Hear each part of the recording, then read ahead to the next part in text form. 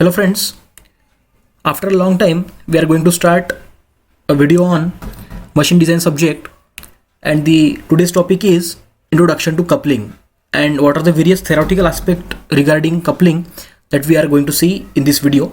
So let's see without wasting time. So today we are starting with the coupling. Okay, what coupling is, what are the various requirements, applications, and what are the various functions and types of coupling. So let's see guys. So first of all, I would like to tell you about coupling. That coupling is very useful device in connecting two moving members or two rotating members. Okay, so let's see what it is written here. So coupling is a device used to connect two shafts together at their ends for the purpose of transmitting power. Please see guys, a coupling is a device which is used to connect two shafts. Okay, which is used to connect two shafts together at their ends for the purpose of transmitting power. Okay. Then the primary purpose of couplings is to join two pieces of rotating equipment while permitting some degree of misalignment or end movement or both. Okay, so guys, on the basis of these 2 points we get to know one thing, that coupling is a device which is used to connect two shafts that are moving shafts. Okay, which is used to connect two shafts together at their ends. So this is the primary applications of coupling, or this is the basic function of coupling, which is used to connect two rotating members, and you know very well that shaft is a rotating member of a machine component. So coupling is a device which is used to connect that two rotating shaft, as well as coupling provide some degree of misalignment and end-to-end movement so that they can rotate and they can transmit power very easily. Okay, so that on the basis of these 2 points we get to know that coupling is a device which is used to connect two shafts together at their ends for the purpose of transmitting power, and coupling is primarily used to join two pieces of rotating equipment while permitting some degree of misalignment or end movement or both. Okay, now what are the various requirements of coupling? Okay, in which situation we are going to use coupling, or for what kind of need, when what kind of requirements we are going to use coupling. Okay, so let's see what are the various requirements for coupling is. First is perfect alignment of shaft. Whenever we require perfect alignment of shaft, at that time we should go for coupling. Then power transmission without any shock and loss. If you want to transmit motion or power without any shocks and vibrations, so in that case also we should go for coupling. Then easy to assemble and disassemble. It is easy to assemble and disassemble. Then safe to projecting parts. Okay, so all these 4 points are the requirements of coupling. If your requirement is of these 4 points, then you can clearly use coupling for that, for fulfill these requirements. Okay, now see what next. Now this question that we are seeing on your screen, that why couplings should placed as close to a bearing possible. See guys, I am repeating my question, why couplings should place as close to a bearing possible. Okay, so many times that we are here that coupling should be placed nearer to the bearing. Okay, so why it is, what is the reason behind that? Please see.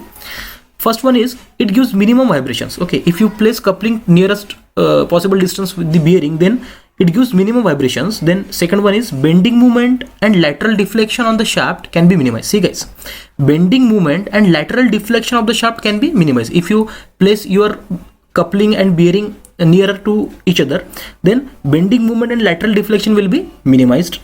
It increases power transmission stability by minimizing of twist of shaft due to torsional movement, again to avoid deflection of shaft. If you place bearing nearer to your coupling, then it avoid deflection of shaft. It minimizes of twist due to torsional movement. Okay, it minimizes the twist also.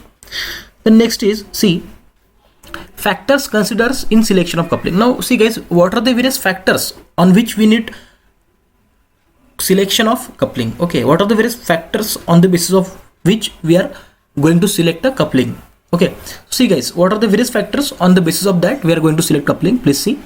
Torque requirement. First factor is torque requirement. We should aware about the how much torque that we need to transmit, or how much torque we require. On the basis of that we are thinking about the types of coupling. The speed involved. Okay, this is one of the important parameter, that how much speed, at what speed we are rotating our shafts. The shaft misalignment, whether our shaft has a larger misalignment or shorter misalignment. On the basis of that misalignment also selection of coupling is done. Then operating condition. See guys, operating condition means if there is a heavy duty condition or low duty condition, at that time, according to that heavy duty or light duty operations, we are going to select our coupling. The cyclic operation, cyclic means repeated operation. Okay, direction of rotation, life of coupling, and duty of work involved. Okay, so all these are the various factors on the basis of which we are going to select our coupling. Then you can see types of coupling. Now in this slide you can see the various classification, you can say types of couplings is given to us. Please see. First type is rigid coupling. You can see there are two basic types of coupling, that is rigid coupling here, and one is flexible coupling. You can clearly observe in this slide types of coupling are rigid coupling and flexible coupling. So this rigid coupling again classified into three more categories. You can see first one is sleeve or muff coupling. What? Sleeve or muff coupling. Second one is flange coupling, and third one is split muff coupling. Please see. First one is sleeve or muff coupling, second one flange coupling, and third one split muff coupling. Then second type of coupling is flexible coupling. Now what this flexible coupling again further classified into three more categories. Please see. First one is bushpin type coupling, second one is universal coupling, and third one is Oldham's coupling. Okay, first one is what? Bushpin type coupling, second one is universal coupling, and third one is Oldham's coupling. So all these are the various classification of and types of coupling that it may helpful for you to understand what are the various types of coupling and how they are classification. Okay, so there are two basic types of coupling, rigid and flexible.